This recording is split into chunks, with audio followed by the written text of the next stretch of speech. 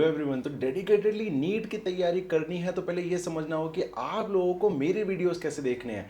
तो एक बेसिक सी इन्फॉर्मेशन ये है कि मंडे वेडनेसडे फ्राइडे आते हैं मेरे 11 के lectures and Tuesday Thursday Saturday आते हैं मेरे 12th के लेक्चर्स। जब भी एक टॉपिक खत्म होगा तो आपको उस टॉपिक के लेक्चर के बाद नहीं, टॉपिक खत्म होने के, हो सकता है एक टॉपिक 3 लेक्चर्स में खत्म हो, तो जब एक टॉपिक खत्म होगा उसके बाद आपको मिलेगी उसी डिस्क्रिप्शन में असाइनमेंट की लिंक जो एक पीडीएफ होगी एंड देन असाइनमेंट का वीडियो सॉल्यूशन जिसकी लिंक भी आपको साथ में मिल जाएगी। तो डेडिकेटेडली लेक्चर्स को फॉलो कीजिए एंड इस साल आप नीट में बहुत अच्छा करेंगे। चलिए आज का वीडियो स्टार्ट करते हैं।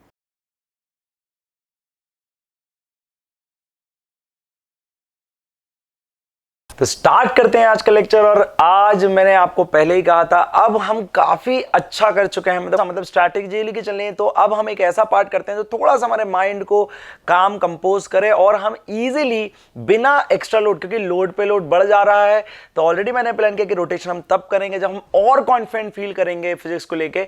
और वो कॉन्फिडेंस फील आएगा जब आप जिन टॉपिक्स को आप अच्छे से कर सकते हैं उनको बहुत स्ट्रांगली आगे कर लेंगे। तो इसलिए अब हम स्विच कर रहे हैं कुछ ऐसे टॉपिक्स पे जो ईजी है, जो पूरा का पूरा पार्ट इजी है, जिनसे 4 से 5 क्वेश्चन एग्जाम में आते हैं। और 5 क्वेश्चन मतलब कि आपके 20 मार्क्स, मतलब 5 क्वेश्चन फिजिक्स में बहुत बड़ी बात होती है। 5 से 6 क्वेश्चन इस पूरे पार्ट से पुट ऑन होंगे। तो स्टार्ट जो कर रहे हैं आज हम स्विच कर रहे हैं 12th के एक चैप्टर पे जो मैंने आपको ऑलरेडी बताया हुआ था। तो कौन सा चैप्टर हम स्टार्ट कर रहे हैं? जो ब्रिज चैप्टर होता है एक्चुअली में, वो है करंट इलेक्ट्रिसिटी। तो आज का जो हमारा टॉपिक है वो है करंट इलेक्ट्रिसिटी। यहां से हम चीजों को स्टार्ट करके चलेंगे।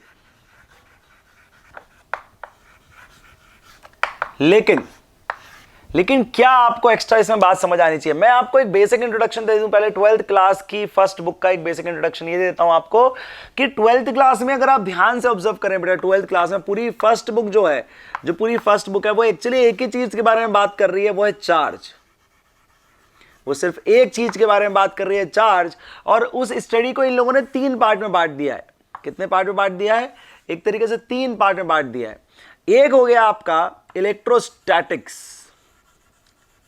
क्या हो गया? इलेक्ट्रोस्टैटिक्स, जहां पे चार्ज जो है वो किस कंडीशन में होता है बेटा? वो स्टैटिक कंडीशन में होता है। वो किस कंडीशन में होता है? वो स्टैटिक कंडीशन में होता है। फिर आपका आता है मैग्नेटिज्म। क्या आता है? मैग्नेटिज्म आता है, जहां पे आपका चार्ज जो होता है वो कांस्टेंट v पे मूव करता है। किस पे मूव करता है? कांस्टेंट v वेलोसिटी पे मूव करता है, जिसको इलेक्ट्रोमैग्नेटिज्म का सेकंड पार्ट कहते हैं। और लास्ट पार्ट जो आता है वो आता है बेटा इलेक्ट्रोडायनेमिक्स, जिसका सिर्फ और सिर्फ हमारे पास इंट्रोडक्शन है। इलेक्ट्रोडायनेमिक्स मतलब अगर मैं इसको फील आपको देना चाहूं तो आपने पढ़ा होगा कि जब भी कोई इलेक्ट्रॉन एक्सेलरेट होता है, मतलब जो उसकी वेलोसिटी चेंज होती है, तो उससे से एक्स रेज निकलती हैं। एक पर्टिकुलर पोटेंशियल डिफरेंस पे क्या निकलती है? एक्स रे निकलती है। मतलब अभी आप इतना दिमाग ना लगाओ, आप बस ये समझो कि जो अपनी 12th क्लास की स्टडी है उसमें बस इतनी बातें हैं बेटा। ये तो सिर्फ एक चैप्टर है, आपके मैक्सिमम चैप्टर इन चीजों में खत्म हो जाएंगे। मतलब आपके 95% चैप्टर्स इन दोनों पार्ट में खत्म हो जाएंगे। एक्चुअली में करंट इलेक्ट्रिसिटी इन दोनों चैप्टर्स के बीच का पार्ट है। वो एक ब्रिज चैप्टर होता है, इलेक्ट्रोस्टैटिक्स और मैग्नेटिज्म। मतलब एक तरीके से स्टैटिक और मूविंग चार्ज के बीच का जो ब्रिज चैप्टर है, जो मोशन ऑफ चार्ज है, वो हम इस चैप्टर में पढ़ते हैं। मतलब इस चैप्टर में बेसिकली हमें यह समझना है कि जब चार्ज मूविंग होता है तो उसे क्या कहते हैं और कौन कौन सी बेसिक बातें उसके साथ एसोसिएटेड होती हैं। तो बेसिकली करंट का कुछ मतलब नहीं है, करंट का मतलब ही है चार्ज इन मोशन। करंट का मतलब ही होता है चार्ज इन मोशन। तो अगर मैं चार्ज की बात कर रहा हूं तो थोड़ी सी बेसिक बातें आपको चार्ज के बारे में बता देता हूं बेटा। चार्ज क्या होता है? चार्ज कुछ नहीं है बेटा, एक बॉडी की इनहेरिटेड प्रॉपर्टी है चार्ज। बॉडी की कैसी प्रॉपर्टी है? Inherited property. अब इनहेरिटेड प्रॉपर्टी क्या होती है? या फिर इनहेरिटेड कहना चाहिए, और इसके साथ कह सकते हैं, और हम कह सकते हैं ये इसकी इंट्रिंसिक प्रॉपर्टी है। कैसी प्रॉपर्टी है? इंट्रिंसिक प्रॉपर्टी है। इंट्रिंसिक प्रॉपर्टी, ये आपको बात समझ आनी चाहिए कि कैसी प्रॉपर्टी है, इसकी इंट्रिंसिक प्रॉपर्टी है। मतलब ये सिर्फ इस चीज पे डिपेंड करती है कि अगर बॉडी के पास मास होगा, किस चीज पे डिपेंड करती है? कि अगर बॉडी के पास मास होगा तो उस पे क्या होगा? उस पे चार्ज भी होगा। इंट्रिंसिक प्रॉपर्टी वो प्रॉपर्टी होती है जो बॉडी के शेप, साइज और बहुत सारी चीजें, मतलब जो फिजिकल एस्पेक्ट होता है उस पर डिपेंड नहीं करती। तो चार्ज उनमें से एक प्रॉपर्टी है। चार्ज कैसी प्रॉपर्टी होगी? एक इंट्रिंसिक प्रॉपर्टी होगी कि वो सिर्फ किस पे डिपेंड करती है? वो सिर्फ मास पे डिपेंड करती है। अगर किसी के पास, बॉडी के पास मास है तो उसके पास चार्ज हो सकता है, लेकिन बिना मास के कभी चार्ज एग्जिस्ट नहीं कर सकता। वैसे मासलेस कोई बॉडी नहीं होती, बट फिर भी जैसे लाइट होती है वो आपकी, तो आप कहते हैं लाइट का रेस्ट मास 0 होता है, या लाइट का जब रेस्ट पे होती है तो मास कुछ नहीं होता, तो उसके पास इसलिए हम कहते हैं चार्ज भी नहीं होता, लाइट चार्ज लेस होती है। लेकिन हमें अभी बेसिक स्टडी कर रहे हैं, तो आज का लेक्चर पूरा का पूरा हमारा maybe introduction to current electricity और बेसिक अंडरस्टैंडिंग ऑफ किरचॉफ जो आपको ऑलरेडी पता है उसमें जाएगा, लेकिन उसके अच्छे अच्छे क्वेश्चन धीरे धीरे कंटिन्यू होंगे। तो देखेंगे आज का लेक्चर जितना बड़ा होता है उस हिसाब से हम चीजों को लेके चलेंगे। तो सबसे पहले आपको तो यार बेसिक करंट की डेफिनेशन आनी चाहिए, वही 10th क्लास की लेवल की बातें या बेसिक लेवल की बातें, लेकिन उनमें थोड़ी थोड़ी क्लैरिटी हम और लेते हुए चलेंगे। तो basically how is current defined mathematically, या पहले तो how is current defined physically also in a very good form. So current is represented by I, और उसकी डेफिनेशन क्या है बेटा, बड़ी सिंपल है, rate of flow of charge, rate of flow of charge. अब मैं एक बेसिक से आपको बता देता हूं कि भाई चार्ज मूव ही क्यों करता है, तो ये चीज इलेक्ट्रोस्टैटिक से निकल के आती है, लेकिन आपको बेसिक पता होना चाहिए बेटा कि कहीं भी अगर इलेक्ट्रिक फील्ड लाइंस हैं, कौन सी लाइंस हैं, इलेक्ट्रिक फील्ड लाइंस हैं, इलेक्ट्रिक फील्ड लाइंस, तो आपको थोड़ा बेसिक तो पता ही होगा, नहीं पता तो आप बस आराम सोचें कि चार्ज से जो लाइंस निकलती हैं उन्हें हम इलेक्ट्रिक फील्ड लाइंस कहते हैं। अगर कहीं पे इलेक्ट्रिक फील्ड लाइंस हैं तो एक पॉजिटिव चार्ज उसकी डायरेक्शन में फोर्स एक्सपीरियंस करता है। कितना करता है मैं एक्सपेक्ट करता हूं आपको थोड़ा सा पता होगा, नहीं पता तो आप लर्न कर लीजिए बेटा, इस चैप्टर के लिए इंपॉर्टेंट नहीं है। वो कितना एक्सपीरियंस कर रहा है, Q इंटू ई, जहां पे ई क्या है उसकी इलेक्ट्रिक फील्ड है, इसमें वो रखा हुआ है। और अगर नेगेटिव चार्ज है, अगर वो नेगेटिव है तो ये in the direction of electric field होगा, आपको क्लियरली दिख रहा है। लेकिन अगर Q नेगेटिव है तो minus Q into E vector हो जाएगा अपने आप ही, minus Q into E vector हो जाएगा अपने आप ही। मतलब एक पॉजिटिव चार्ज, एक छोटी सी बात याद रख सकते हैं, पॉजिटिव चार्ज जो होता है वो आपका in the direction of electric field move करता है, in the direction of electric field move करता है, direction of electric field move करता है। और एक नेगेटिव चार्ज है ना, direction of electric field, and negative charge moves against the direction of electric field. तो नेगेटिव चार्ज कहां मूव करेगा बेटा, against the direction of electric field move करेगा, direction of electric field move करेगा। ठीक है, इतनी बात आपको याद रखनी होगी, इतनी बात आपको याद रखनी होगी, बेसिक बात है। अभी चैप्टर में एंटर करने के लिए बेसिक बातें कर रहे हैं। तो अगर हम करंट की डेफिनेशन देखें, that is rate of flow of charge, तो उसकी मैथमेटिकल डेफिनेशन क्या बन के निकलती है, तो दो डेफिनेशन बन के निकलती है बेटा। अगर करंट की देखें तो आप दो डेफिनेशन कह सकते हैं, एक होता है एवरेज करंट, वो कैसे डिफाइंड होता है, बहुत ही सिंपल है, वो होता है total charge travelled upon total time. और इंस्टेंटेनियस कैसे डिफाइंड होगा, आपको क्लियरली समझ आ रहा होगा, dq by dt, dq by dt। Interesting बात यह है कि यह सारा मोशन ऑफ चार्ज हो कहां रहा है, मतलब क्या हम हवा में चार्ज को मोशन करने की स्टडी करेंगे, क्या हम चार्ज को कहीं और देखने की कोशिश करें, या किसी मटेरियल के अंदर देखने की कोशिश करें। तो बेटा इस सारे चैप्टर में जो चार्ज मूव करेगा वो चार्ज मोशन या charge moving inside a material की बात हम देख रहे होंगे, charge moving inside a material. Basically ऐसा क्यों है मैं आपको बता देता हूं, वैसे कि हम क्यों, मतलब इसके पीछे क्या लॉजिक है कि हम सिर्फ उसी चार्ज मोशन की बात कर रहे हैं जो मटेरियल के अंदर हो रहा है। क्योंकि बेटा मैं बहुत डेप्थ में तो नहीं जाना चाहता हूं, बट आपको एक बहुत छोटा सा ग्लिम्स दिखाना चाहता हूं कि एक्चुअली आपने जो मैंने अभी स्टार्टिंग बताया था फर्स्ट चैप्टर, एक्चुअली वो बेसिक ग्लिम्स है जो सभी लोग आपको दिखाते हैं। मैं उसके इन डेप्थ की स्टडी भी आपको बताना चाहता हूं कि जो पहली बुक है ना बेटा, वो दो चीजों से बॉदर्ड अपॉन है, सिर्फ दो चीजों से, वो है इलेक्ट्रिक फील्ड और वो है मैग्नेटिक फील्ड। वो क्या देखना, क्या पढ़ाना चाह रहे हैं आप ध्यान समझने की कोशिश करना। इस दुनिया में कोई भी फील्ड है तो उसको दो लेवल पे आपको पढ़ना पड़ेगा। एक तो आपको पढ़ना पड़ेगा उन दोनों ही फील्ड को, चाहे कितनी फील्ड हो। एक तो आपको पढ़ना पड़ेगा मैटर में, उसकी मैटर में कैसे एग्जिस्टेंस होती है वो समझनी पड़ेगी, और आपको उसकी स्पेस में कैसे एग्जिस्टेंस होती है वो समझनी पड़ेगी। मतलब कैसे आप किसी मैटर से इलेक्ट्रिक फील्ड निकाल सकते हैं और कैसे आप किसी मटेरियल से मैग्नेटिक फील्ड निकाल सकते हैं। एक्चुअली आपको उसका पहले 2 चैप्टर्स या 3 चैप्टर्स होंगे, फिर आपको यह सिखाया जाएगा कि एक स्पेस से भी इलेक्ट्रिक और मैग्नेटिक फील्ड कैसे निकाली जाती है। ये दो ही कॉन्सेप्ट है। और अगर आप आराम से सोचें, अगर आपने मैटर और स्पेस को समझ लिया तो एक तरीके से आपने पूरी यूनिवर्स को समझ लिया है, क्योंकि इस यूनिवर्स में दो ही चीजें एग्जिस्ट कर रही हैं, मैटर और स्पेस। आइंस्टीन के हिसाब से मैटर स्पेस और स्पेस मैटर में कन्वर्ट हो सकता है E = mc² के थ्रू, लेकिन उस बात को भी हम देखेंगे जब हम न्यूक्लियर फिजिक्स पढ़ेंगे तब हम इस बात को टच करेंगे।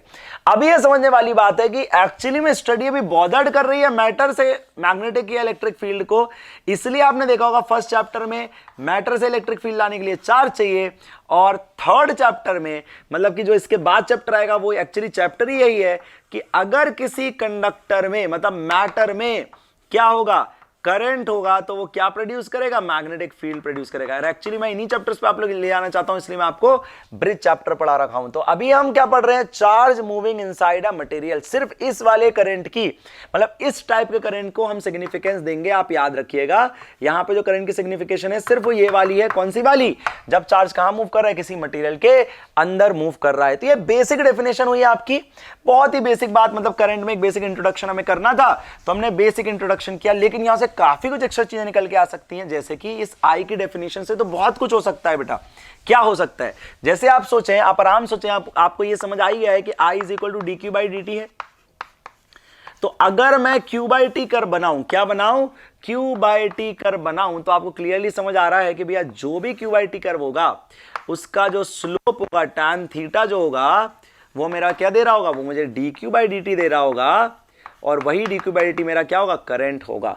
तो मतलब क्यू बाई टी का जो क्या होता है, जो स्लोप होता है वो मुझे करंट देता है। और अगर मैं इसको रिवर्स कर दूं इस फॉर्मूले को और इसको I D T is equal to D Q लिख दूं और फिर से इंटीग्रेट कर दूं, तो एक और चीज निकल के आती है कि आई टी कर्व अगर दिया और उसका अगर कर्व हो तो उसका जो एरिया अंडर द कर्व होता है वो मुझे क्या देगा, एरिया मुझे इंटीग्रेशन से मिलेगा, और वो मुझे क्या देगा, चेंज इन चार्ज, मतलब वो चार्ज ट्रांसफर्ड दे देगा, चार्ज ट्रांसफर दे देगा। ये थोड़ा सा आप याद रखना, कंपटीशन के लिए काफी जरूरी बातें हैं, ये काफी ज्यादा जरूरी बातें हैं कि करंट कैसे कैसे डिफाइन होता है। अब क्योंकि करंट चार्ज पे डिफाइन है तो हमें चार्ज को भी समझना पड़ेगा, तो ये फर्स्ट चैप्टर की डेफिनेशन है, लेकिन फिर भी मैं आपको बता देता हूं कि दुनिया में बेटा जो चार्ज है, जो भी इंट्रिंसिक प्रॉपर्टी है वो एक चीज के लेवल पे नापी गई है, वो है नंबर ऑफ इलेक्ट्रॉन के लेवल पे। तो कैसी नापी गई है वो, नंबर ऑफ इलेक्ट्रॉन के। अभी मैं चार्ज करने में बहुत बात नहीं कर रहा हूं, पॉजिटिव नेगेटिव ये सब बातें मैं बाद में करूंगा जब मैं इलेक्ट्रोस्टैटिक्स पढ़ाऊंगा, लेकिन अभी मैं ये समझाने की कोशिश कर रहा हूं कि जो चार्ज है वो क्या है, वो है plus minus number of electron. वो क्या है, plus minus number of electron है। तो अगर plus minus number of electron है तो आपको यह समझ आना चाहिए, क्या समझ आना चाहिए, आपको यह समझ आना चाहिए भाई कि अगर चार्ज नंबर ऑफ इलेक्ट्रॉन है तो आई है वो क्या हो गया, वो एक तरीके से अगर मैं एवरेज लिखूं तो क्या हो गया, वो एक तरीके से number of electron per unit time हो गया, या rate of number of electron per unit time हो गया। क्या हो गया, rate of number of electron per unit time आपका हो गया। ये आपको बात समझ आनी चाहिए कि भाई कैसे हम इस चीज की फील ले पाए कि करंट क्या है और करंट कैसे एक तरीके से एक्ट करता है किसी भी चीज पे, ये बात आपको समझ आनी चाहिए। ऑल्दो मैं फिर से आपको बताता हूं, मैं ये चैप्टर इसलिए टच कर रहा हूं कि 10th का पढ़ा हुआ है। 10th का मतलब कि एक बेसिक, आप अगर देखें सबसे स्ट्रेंथन्ड आपके वही चैप्टर होंगे जो आपने 10th में अच्छे से पढ़े थे और 12th में अच्छे से पढ़े थे। 11th आपकी वीक थी, मैंने आपकी बहुत स्ट्रॉन्ग करवाने की कोशिश करी है, धीरे धीरे आपकी 12th भी ऐसी स्ट्रॉन्ग नहीं हुई जैसी पहले से थी, वो ऐसी स्ट्रॉन्ग होगी आप उसमें फोड़ के आएंगे, मतलब आपको फोड़ना है फिर उन चैप्टर्स में, ऐसे हमको करना है। मतलब पूरी 12th में से तो एक भी क्वेश्चन नहीं कटना चाहिए, पूरी 11th के भी 90% चैप्टर से कुछ नहीं करना चाहिए। इक्का दुक्का चैप्टर में से रोटेशन जब मैं एक चैप्टर मान के चलता हूं या छोटे मोटे चैप्टर से ऑल्सो इक्का दुक्का क्वेश्चन आप गलत करेंगे। मतलब मेरा जो टारगेट है वो है 35 प्लस, मतलब कुछ बच्चों से मेरा टारगेट है 35 प्लस और मैक्सिमम बच्चों से मेरा टारगेट है वही 38 39, और कुछ बच्चे हमारे ऐसे हैं जो फोड़ने वाले हैं 40 प्लस भी, तो वो टारगेट हमें फुलफिल करना है। क्योंकि केमिस्ट्री में अगर हम सभी लोगों ने 35 प्लस कर दिया तो बेटा it will be a history in itself, क्योंकि इतने सारे बच्चे अगर मास लेवल पे इतना अच्छा परफॉर्म करेंगे तो आप समझ के देखें, अगर आपने 35 कर दिया फिजिक्स में, 35 क्वेश्चन अटेम्प्ट कर दिया फिजिक्स में, तो आपके 4 5 20 और 4 3 12 140 मार्क्स तो सिर्फ फिजिक्स में ही हो जाते हैं भैया। अगर 140 मार्क्स फिजिक्स में हो जाते हैं तो आप सोच लो आप 150 मतलब मिनिमम केमिस्ट्री में मारोगे, मिनिमम मुझे लगता है 150 से 160 केमिस्ट्री में मारोगे, इधर मेरे को लीस्ट लगता है, मुझे उम्मीद है कुछ बच्चे 175 में मारेंगे, और बायो में आप करेंगे ही करेंगे, तो आपका जो स्कोर है बहुत आराम से 600 के पार पहुंचने की प्रोबेबिलिटी बहुत ही हाई होगी, जो कि आपकी इंश्योर करेगी बहुत अच्छी सीट। तो इसलिए मैं बोल रहा हूं प्लानिंग से चलो चलो, मेरे साथ चलो। बिल्कुल अपने दिमाग को ओपन रखो कि नहीं भाई हम रिजिड नहीं होंगे कि हमें यही पढ़ना है, यही पढ़ना है। नहीं नहीं नहीं, मैं आपको ऐसे पढ़ाऊंगा, मैं आपको अपने सजेशन से ये पढ़ाऊंगा वो चैप्टर जो आप पहले बहुत आराम से, देखो आप मैकेनिक्स कैसे ग्रैब कर गए हो। कल मुझसे एक बच्चा बोल रहा था, मेरे हिसाब से उज्जवल से मेरी बात हुई थी, तो ही वाज सेइंग कि सर बहुत कॉन्फिडेंट फील करते हैं अब हम मैकेनिक्स के लिए। मतलब दैट इज वेरी गुड। क्यों गुड है? Because that is what we wanted from you, that is what I wanted from you कि आप कॉन्फिडेंट फील करें, और बहुत बच्चे कॉन्फिडेंट फील कर रहे हैं। तो हम इसलिए इस चैप्टर को लेकर चल रहे हैं। फिर हम इसके बाद वापस मैग्नेटिज्म को लेकर चलेंगे। मैग्नेटिज्म के बाद हम वापस आएंगे किस पे? इलेक्ट्रोस्टैट्स पे, और फिर हम आएंगे EMI AC पे और चीजों को लेके चलेंगे। तो देखते हैं, स्टार्ट करते हैं इसको। तो ये वाली चीज हमने कर ली, बेसिक डेफिनेशन हमारी हो गई। करंट हमें समझ आ गया क्या हो गया, चार्ज हमें समझ आ गया क्या होता है। मैं ज्यादा डेप्थ में बात नहीं करूंगा, लेकिन चार्ज की बात बस इतनी बता देता हूं। चार्ज बेटा, बॉडीज 3 टाइप की होती हैं। एक होती है पॉजिटिवली चार्ज बॉडीज, एक होती है नेगेटिवली चार्ज बॉडीज, और एक होती है न्यूट्रल बॉडी। ठीक है, तो मैं इनके डेप्थ में अभी इसलिए नहीं जाऊंगा क्योंकि ये हमारे अभी चैप्टर से रेलेवेंसी बहुत ही कम रखते हैं। तो यहां पे हमारी बेसिक बातें खत्म होती हैं कि भाई करंट क्या होता है, क्या इस चैप्टर में पढ़ रहा है। अब हम आते हैं कुछ बेसिक डेफिनेशंस पे, जहां से बेसिक एक आध क्वेश्चन आ गया तो आ गया, लेकिन वो बेसिक डेफिनेशंस हमें समझनी होंगी। अगर इस चैप्टर में आगे फील लेनी है तो उन बेसिक डेफिनेशंस का मिनिमम एटलीस्ट फॉर्मूले आपको याद हो और बातें समझ आ गई हों कि ये क्या क्या बातें हो रही हैं। तो अगर हम मान लेते हैं, सबसे पहले यही समझते हैं कि भाई कॉज ऑफ करंट क्या होता है। कॉज ऑफ करंट क्या होता है, तो वो मैंने आपको पहले ही बताया था। कॉज ऑफ करंट क्या है, मैं अभी थोड़ी देर पहले बता रहा था। Electric field. Cause of current क्या है? Electric field. इलेक्ट्रिक फील्ड एक ऐसी चीज है जो किसी भी चार्ज पे फोर्स लगा सकती है और उसे मूव कर सकती है, चाहे वो कंडक्टर के अंदर हो चाहे कंडक्टर के बाहर। और इस इलेक्ट्रिक फील्ड को आप क्रिएट कर सकते हैं एक पोटेंशियल डिफरेंस से। किससे क्रिएट कर सकते हैं? पोटेंशियल डिफरेंस से। तो अगर हम किसी कंडक्टर में एक पोटेंशियल डिफरेंस क्रिएट करते हैं, अगर मान लीजिए मैंने यहाँ पे एक बैटरी लगा दी, सबसे बेस्ट सोर्स वही होता है। इस पर ही मैं बात करूंगा बेटा जब मैं थोड़ा सा बैटरी पे आऊंगा, अभी तो मैं बेसिक आपको बताने की कोशिश कर रहा हूं। तो मान लीजिए आप एक पोटेंशियल डिफरेंस लगाते हैं डेल्टा वी, आप यहाँ वी लिख देते हैं, लेकिन डेल्टा वी लिखिएगा हमेशा, ये पॉजिटिव हो गया, ये लो हो गया। हाई और लो की बात में समझाऊंगा जब मैं बैटरी पे आऊंगा तब। तो ये हो गया हाई पोटेंशियल, ये होगा लो पोटेंशियल, तो इसको हम लिख देते हैं पॉजिटिव और इसको हम लिख देते हैं नेगेटिव। तो क्या होगा बेटा, पॉजिटिव से नेगेटिव की तरफ आपको पता है एक इलेक्ट्रिक फील्ड क्रिएट हो जाएगी। अगर नहीं पता तो आप याद रख लें, सिर्फ बातें सुने अभी। तो ये जो इलेक्ट्रिक फील्ड है, ये जो इलेक्ट्रिक फील्ड है, ये इलेक्ट्रिक फील्ड क्या करेगी आपके लिए? ये इलेक्ट्रिक फील्ड आपको एक अलाउंस देगी इसके अंदर के इलेक्ट्रॉन को मूव करवाने के लिए। अब मैंने आपको बताया था अगर पॉजिटिव चार्ज होगा तो in the direction of electric field जाएगा, नेगेटिव होगा तो ऑपोजिट जाएगा, नेगेटिव होगा तो ऑपोजिट जाएगा। मतलब इलेक्ट्रॉन्स धीरे धीरे इस तरफ मूव करने लगेंगे और धीरे धीरे प्रोटॉन्स और जाने लगेंगे। नहीं भैया, प्रोटॉन्स न्यूक्लियस के अंदर होते हैं, सिर्फ इलेक्ट्रॉन मूव करेंगे। और क्या होगा कि इस रीजन में इलेक्ट्रॉन्स की कमी होने लगेगी, इस रीजन से इलेक्ट्रॉन ज्यादा होने लगेंगे और इलेक्ट्रॉन का आपको एक ड्रिफ्ट, एक तरीके से एक मूवमेंट दिखेगा लेफ्ट की तरफ। लेकिन इंटरेस्टिंग बात बताता हूं कि इलेक्ट्रॉन एक्चुअली मूव नहीं करते। इलेक्ट्रॉन क्या होगा बेटा, इस फील्ड के कारण मूव करने की कोशिश करेंगे। वो कौन सी एनर्जी प्रोड्यूस करेंगे? वाइब्रेशनल एनर्जी प्रोड्यूस करेंगे। कौन सी एनर्जी प्रोड्यूस करेंगे? वाइब्रेशनल एनर्जी प्रोड्यूस करेंगे। वो वाइब्रेशनल एनर्जी आपकी 2 फॉर्म ले लेगी बेटा, वो 2 फॉर्म ले लेगी। एक ले लेगी इलेक्ट्रिकल एनर्जी, एक तरीके से कहना ये चाहिए वो इलेक्ट्रिकल एनर्जी लेगी, लेकिन कुछ एनर्जी, कुछ इलेक्ट्रिकल एनर्जी मतलब जो इलेक्ट्रिकल सेंस में कन्वर्ट होगी, उसमें से कुछ पार्ट आपका हीट में भी चले जाता है। क्यों? क्योंकि वाइब्रेशन है तो कोलिजन है, और कोलिजन अगर कहीं हो रहा है तो वहां पे हीट प्रोड्यूस होना है। Is pretty obvious. ये मैंने आपको कितना समझाया है ऑलरेडी कोलिजन जब पढ़ाया था तब। तो आपको ये समझ आना चाहिए कि वो जो वाइब्रेशन एनर्जी एक्चुअली उसी को हम इलेक्ट्रिकल एनर्जी कहते हैं, और उसमें से कुछ पार्ट आपका हीट में चले जाता है। अच्छा, वो जब किसी और दूसरे कंडक्टर से निकलेगा तो कुछ पार्ट उसका लाइट में भी चले जाता है, कुछ पार्ट उसका लाइट में भी चले जाता है। लेकिन अभी इस वाले पार्ट को हम पूरे चैप्टर में इग्नोर करके चलते हैं कि भाई हम मानते हैं वो सिर्फ हीट में कन्वर्ट होगा अगर होगा, नहीं तो वो लाइट में कन्वर्ट नहीं होगा। तो यह बेसिक बातें हो रही हैं हमारी, अभी बेसिक इंट्रोडक्शन चल रहे हैं। तो हमें यह समझ आ गया कि भैया करंट का कॉज क्या है। करंट का कॉज एक इलेक्ट्रिक फील्ड है जो कि एक पोटेंशियल डिफरेंस से क्रिएट होती है। अब हमें बेसिक टर्म्स देखने हैं। क्या देखने हैं? कुछ बेसिक टर्म्स देखने हैं जो इस पूरे मोशन ऑफ इलेक्ट्रॉन से रिलेट करते हैं। हमें कुछ टर्म्स देखने हैं, वो टर्म्स हम देखेंगे। कौन कौन से टर्म्स हैं जो मोशन ऑफ इलेक्ट्रॉन से रिलेटेड है या करंट से रिलेटेड है अगर हम कहें तो मान लेते हैं बेटा यहां पे एक कंडक्टर है, ठीक है, कुछ चीजें हम अज्यूम कर लेते हैं। यहां पे हमने एक बैटरी लगा दी, ठीक है, तो यहां पे आपका पॉजिटिव पोटेंशियल आ गया, नेगेटिव पोटेंशियल आ गया, और यहां पे आपका क्या क्रिएट हो गया? एक इलेक्ट्रिक फील्ड क्रिएट हो गई। इस इलेक्ट्रिक फील्ड में आपको क्लियरली दिख रहा है इस इलेक्ट्रॉन पे एक फोर्स लगेगा इस तरफ, तो उस फोर्स की वैल्यू अगर मैं यहां लिखूं आपके लिए, उस फोर्स की वैल्यू अगर मैं यहां पे लिखूं आपके लिए, तो F इलेक्ट्रोस्टैटिक जो भी फोर्स होगा वो आ जाएगा बेटा Q इंटू ई। क्या आ जाएगा? Q इंटू ई आ जाएगा। इस फोर्स के कारण इस इलेक्ट्रॉन को क्या मिलेगा? एक एक्सेलरेशन मिलेगा। एक तरीके से मेरे को minus Q into E vector लिख लेना चाहिए। एक्सेलरेशन मिलेगा, वो कितने मिलेगा? Minus Q E by M मिल जाएगा। ठीक है, इसके कारण मुझे एक ड्रिफ्ट वेलोसिटी मिलेगी। ड्रिफ्ट वेलोसिटी क्या होती है? The velocity every electron gains before colliding to the next electron. दो इलेक्ट्रॉन, दूसरे इलेक्ट्रॉन, क्योंकि बहुत सारे इलेक्ट्रॉन है, तो दूसरे इलेक्ट्रॉन टकराने से पहले जितनी वेलोसिटी उसे गेन करती है उसे क्या बोलते हैं हम? उसे हम कहते हैं ड्रिफ्ट वेलोसिटी। क्या आपको ये बात, ये डेफिनेशन याद रखने की जरूरत है? बिल्कुल जरूरत नहीं है, क्योंकि अब हम कंपटीशन पढ़ रहे हैं, तो कंपटीशन में सिर्फ फॉर्मूले आने चाहिए और उनकी अंडरस्टैंडिंग दिमाग में होनी चाहिए। क्या आ जाएगा? v is equal to u plus a t. Initial velocity normally 0 मान लेते हैं हम, क्योंकि बहुत ही कम होती है, तो जाएगा a, ये आ गया आपका a। एक्सेलरेशन कितना आ गया? एक्सेलरेशन वो आ गया q E by m into tau. Tau is basically called relaxation time.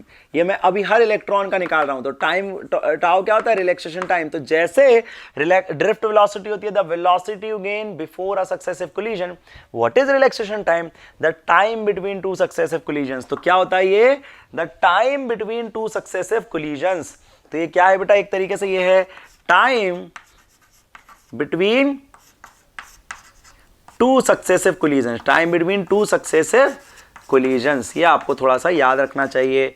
ठीक है, छोटी छोटी बातें हैं, लेकिन आज का लेक्चर हमारा उन छोटी बातों में ही निकल जाएगा, क्योंकि हमें वो बातें ही पता होनी चाहिए टिक लगाने के लिए जो क्वेश्चन डायरेक्ट आते हैं, उन क्वेश्चंस के लिए। अगर मैं इसकी एवरेज ड्रिफ्ट वेलोसिटी निकाल लूं, कौन सी निकाल लूं? एवरेज ड्रिफ्ट वेलोसिटी निकाल लूं, तो बेटा कुछ नहीं करूंगा। देखो क्यू, चार्ज तो चेंज होता नहीं है, इलेक्ट्रिक फील्ड भी बाहर से लग रही है और मास भी बाहर से लग रहा है, तो ये तीनों तो सेम रह जाएंगे बेटा। क्यू ई बाय एम तो सेम हो जाएगा आपका, ये टाउ हो जाएगा, यही आपका एवरेज टाउ आ जाएगा। तो आपकी ड्रिफ्ट वेलोसिटी का पहला फॉर्मूला आपको मिला, बहुत ही बढ़िया फॉर्मूला मिला। क्या मिला बेटा? वो मिला v drift is equal to minus Q e tau by m. Negative sign सिर्फ उसकी डायरेक्शन दिखा रहा है कि वो इलेक्ट्रिक फील्ड के ऑपोजिट ड्रिफ्ट हो रही है। फिर आपको क्या याद रखना है? आपको याद रखना है बहुत सिंपल चीज कि भैया रिलेशन बिटवीन क्या? Current and drift velocity. Current and drift velocity तो मैं छोटा छोटा आपको बेसिक प्रूफ भी देते जाऊंगा, लेकिन अब वो प्रूफ नहीं दूंगा जो 12th क्लास में आता है, अपने बिल्कुल क्रिस्प टाइप के प्रूफ आपको दे दूंगा। तो आपको पता है यार, अभी आप फॉर्मूला पढ़ के आई इज इक्वल टू क्या होता है? D Q by D T होता है। ठीक है जी, तो अब आप क्यू को क्या लिख सकते हो? Q is basically charge. So what can q be written as? Q can be written as n into a into x upon d t. अब देखोगे आप ये क्या क्या लिख दिया मैंने, ये क्या भैया आपने कैसे लिख दिया सर? बड़ा सिंपल है, यहां पे n है बेटा। n क्या है? देखो मैं आपको बताता हूं n क्या है, बहुत ही सिंपल चीज है n। So basically n here is, ये तो इस पे दिखेगा नहीं, n here is number of electrons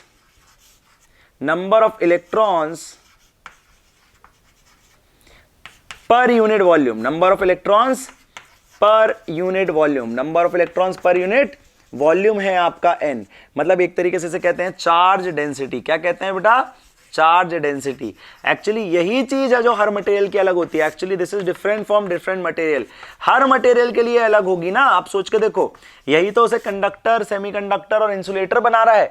number of electrons, इसे ये भी नहीं कहना चाहिए इलेक्ट्रॉन्स, पता है कौन से इलेक्ट्रॉन्स होने चाहिए? होने चाहिए फ्री इलेक्ट्रॉन्स। कौन से इलेक्ट्रॉन होने चाहिए? Free electron. अब ये फ्री इलेक्ट्रॉन का वर्ड आएगा तो इसका डिस्कशन मैं कर देता हूं। एक्चुअली बेटा क्या होता है, जब आप किसी कंडक्टर के अक्रॉस एक बैटरी लगाते हैं तो जो इलेक्ट्रिक फील्ड क्रिएट होती है वो क्या करती है? वो सिर्फ फ्री इलेक्ट्रॉन्स को वाइब्रेट कर पाती है। अभी फ्री इलेक्ट्रॉन कौन से होते हैं? ये जो वैलेंस सेल के इलेक्ट्रॉन्स होते हैं, जो थोड़े लूजली बाउंडेड होते हैं। क्या होता है बेटा, मैं बहुत डेप्थ में इसके बाद में कभी जाऊंगा, मतलब जब, वैसे फिजिक्स में इसकी कहीं भी जरूरत नहीं होती बैंड थ्योरी और इन सबको बताने की, बट फिर भी स्टिल मैं आपको बता देता हूं कि जब भी आप अपने बैंड गैप थ्योरी से बनाते हैं, अपने बैंड्स बनाते हैं, तो आपको पता है यहां पे आपका होता है वैलेंस बैंड और यहां होता है आपका कंडक्शन बैंड। एक्चुअली वो इलेक्ट्रॉन जो इजीली बैलेंस बैंड से कंडक्शन बैंड में कूद सकते हैं और वाइब्रेशन से स्टार्ट कर सकते हैं बेटा, उनको हम बोलते हैं फ्री इलेक्ट्रॉन्स। ठीक है, और जैसे ही आप देखोगे, जैसे ही आप वो एक्सटर्नल चीज हटाओगे जिसके कारण वो मूव कर रहे थे, तो वापस नीचे जाते हैं।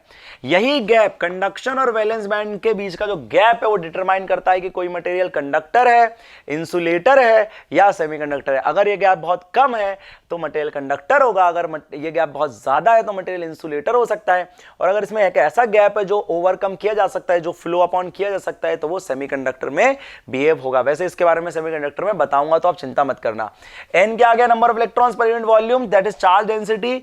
बेटा तो अब देखो मैंने क्या करा, मैंने Q is equal to N ही रखना था, Q is equal to N ही रखना था, तो यहाँ पे तो नंबर ऑफ इलेक्ट्रॉन रखने थे ना, ये तो लेकिन पर यूनिट वॉल्यूम है, तो नंबर के लिए मैंने क्या किया, नंबर इनटू वॉल्यूम कर लिया। बेसिकली यहाँ पे x क्या है, तो x here is basically some distance x, तो मैंने क्या करा, एक वॉल्यूम ली बेटा, यहां से यहां तक एक वॉल्यूम कंसिडर करी, ये वॉल्यूम, इस वॉल्यूम का एरिया कितना है, a है, और इसका डिस्टेंस कितना है, x है।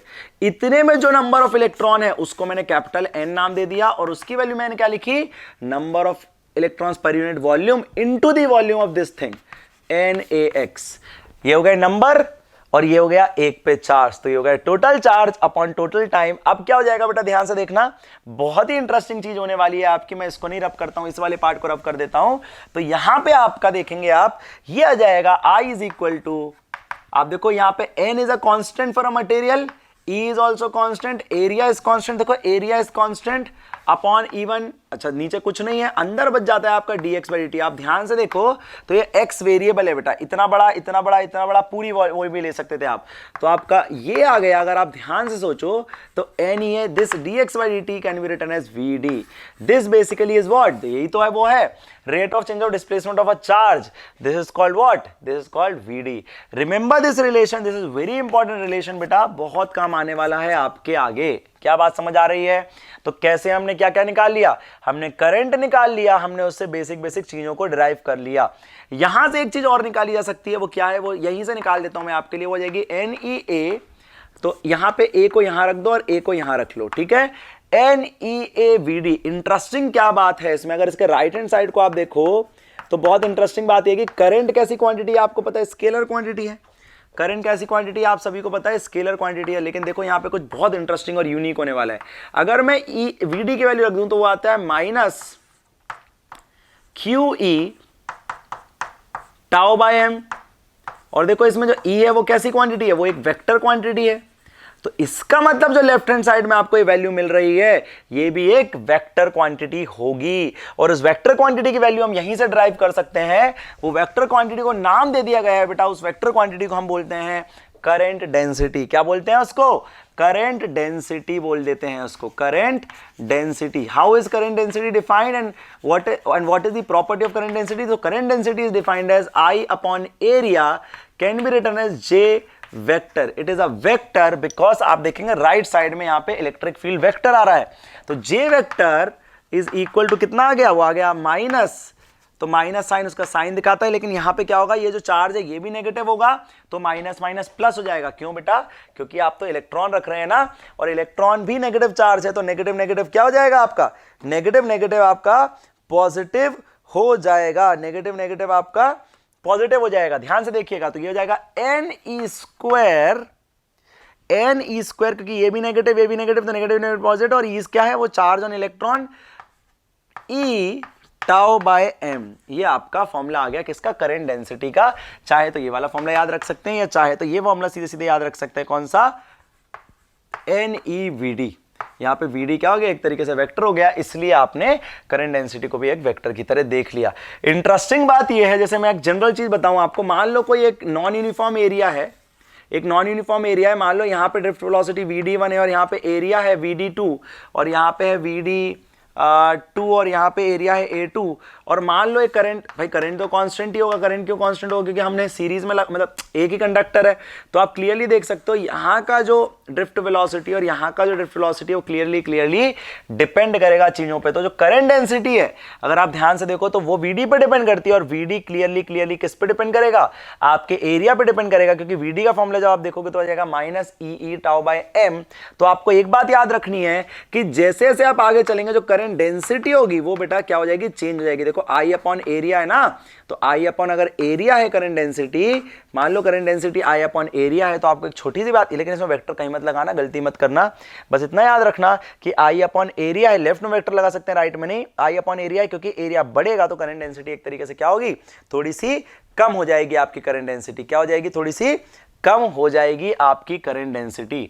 बहुत मिसलेनियस छोटे मोटे क्वेश्चन आते हैं, मैं सारे क्वेश्चन आज बताऊंगा कौन कौन से क्वेश्चन आते हैं, मतलब ये तो बस इंट्रोडक्टरी पार्ट चल रहा है, लेकिन आपको फिर भी छोटे मोटे क्वेश्चंस यहां से बनते हैं, वो सारे मैं आपको बताऊंगा। जैसे एक बहुत छोटा सा क्वेश्चन मैं आपको बताता हूं, पूछते हैं लोग कि वीडी इज इक्वल टू क्या होता है, ई टाउ बाई एम होता है ना, मतलब माइनस में होता है, चलो कोई नहीं, minus e tau by m होता है।